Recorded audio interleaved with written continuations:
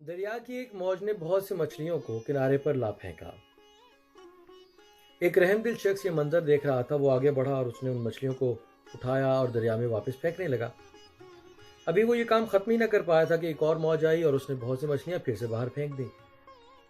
وہ شخص ان مچھلیوں کی طرف آگے بڑھا اور ایک ایک کر کے وہ مچھلیاں بھی دریا میں واپس ڈالنے لگا۔ یہ عمل اسی طرح جاری رہا۔ دریا مچھلیاں باہر پھینکتا رہا اور وہ شخص وہ مچھلیاں ایک ایک کر کے دریا میں واپس ڈالنے کی کوشش کرتا رہا۔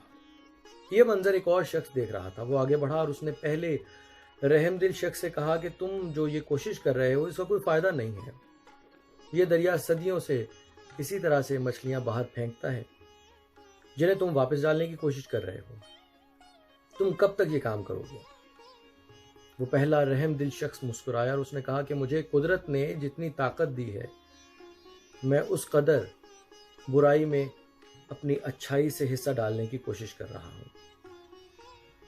ساتھیو، ہم بھی اس دنیا میں ہوتی ہوئی برائیاں دیکھتے ہیں اور تقریباً یہی کہتے ہیں کہ ہم اکیلے اگر ٹھیک ہو گئے تو اس سے کیا فرق پڑے گا، یہ برائیاں ہمیشہ ایسی جاری رہیں گی، جبکہ ایسا نہیں ہے۔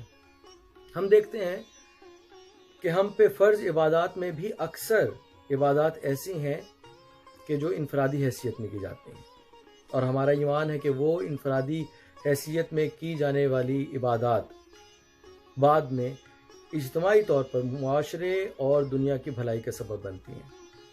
لہٰذا ہمیں آج ہی سے انفرادی طور پہ ان برائیوں کو اچھائی میں تبدیل کرنے کے لیے خود کو تبدیل کرنا ہوگا اور قدم آگے بڑھانا ہوگا۔